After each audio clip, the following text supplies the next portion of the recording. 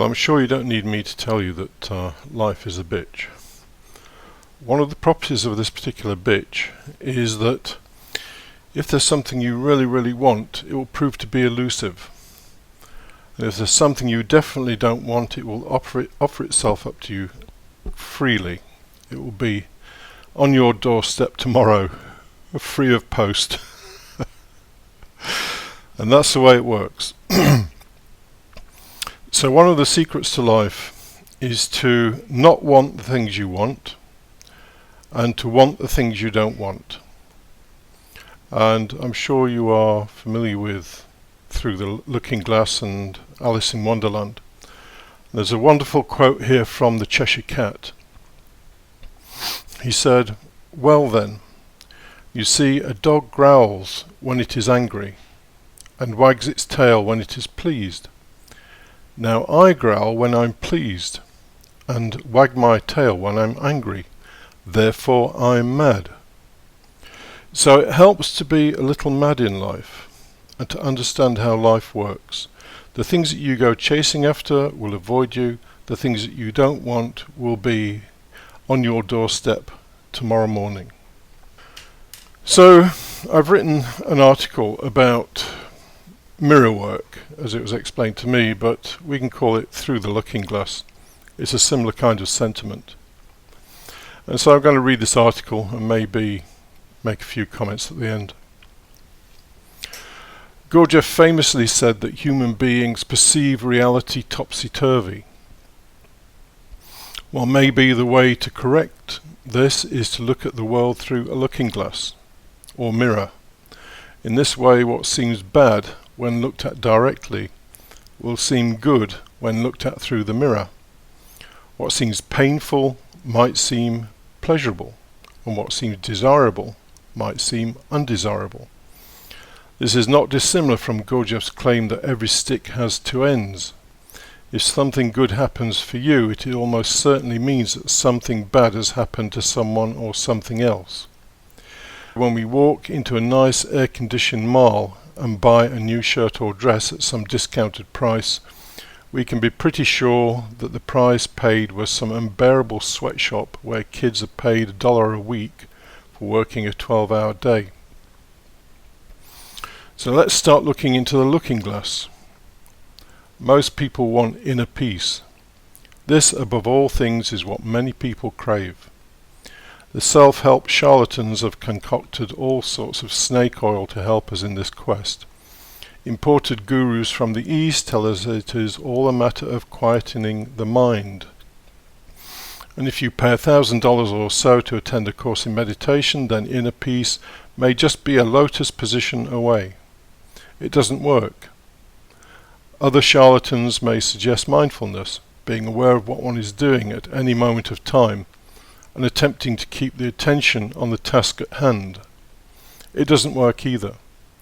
And then there are the New Age types who might recommend chakra healing, positive thinking, visualization, astral travel, or any other hocus pocus that suffering humanity is suggestible enough to pay for. The problem with all these approaches is that looked at in the looking glass, they all go the wrong way. So here is how we might attain inner peace. First of all, forget about inner peace. Set your focus on the inner demons that are causing you all the trouble. Of course, our natural tendency is to want to annihilate them. Not possible. First of all, you need to get to know them. This may disturb your inner conviction that you are a very nice, caring person and that the demons are simply unwelcome visitors. I've got news for you. The demons are more you than your carefully constructed self-image that is used to convince everyone else what a thoroughly good chap or chapess you are.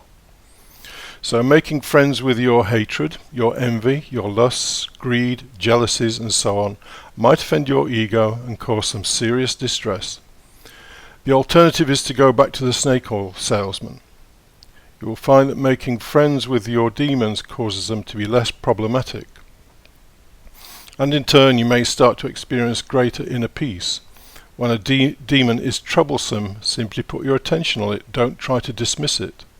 So when your friend starts boasting about a new job promotion and the envy demon starts to breathe its hot fire within you, just soak it up and do not try and change it or deny it. So looked at directly, the demons are something we would rather not have, but in the looking glass they are our best friend, and they will lead to inner peace. Maybe the suffering of the world is an issue for you. Looked at directly, we might be led to the conclusion that New Age love and light is the kind of sentiment we should nurture. Not so, and by now I guess you might have realized that this is just avoidance. Looked at in the mirror, we should head straight for the full horror of life. Obviously this requires a certain amount of courage and honesty. The more a person is prepared to lift all the stones and look at the horrors that lie beneath, the more we become aware of feelings of compassion and sorrow, and ironically we also become aware of the awful magnificence of the world we live in. Gurdjieff said the world is a struggle between joy and sorrow, and so it is. You will only reconcile yourself with the nature of existence when you have dared to look it straight in the face. There are many more examples. People who want to feel secure build a fortress around themselves. And the more brittle the fortress, the more easily it is destroyed. If you want security, become random. Become toughened to the chaotic and random nature of existence. Then your security will be in your own power to deal with situations as they arise. If you want to be loved, don't try to be lovable. Just be yourself. Be authentic with warts and all. People love authenticity. If you don't want to feel fear, then don't indulge in hope. If you want happiness, abandon happiness and look at what is making you unhappy. There is one central theme here. Looking through the looking glass means giving up on hopes and gratification. The dumb way to live a life is to have some idea of what will satisfy and then go chasing after it. The smart way is through the looking glass. If a new luxury car is your idea of what will make you happy, then go the other way. Look at that feeling of want and where it comes from. Joy, happiness, contentment, inner calm and so on come on their own. All you can do is prepare the ground. Happiness that you acquire directly through your own efforts will always be short-lived and invoke the opposite over time. So that new luxury car will deliver some form of gratification until the novelty wears off and the next object of gratification comes into view. Don't do it. Always looking the looking glass.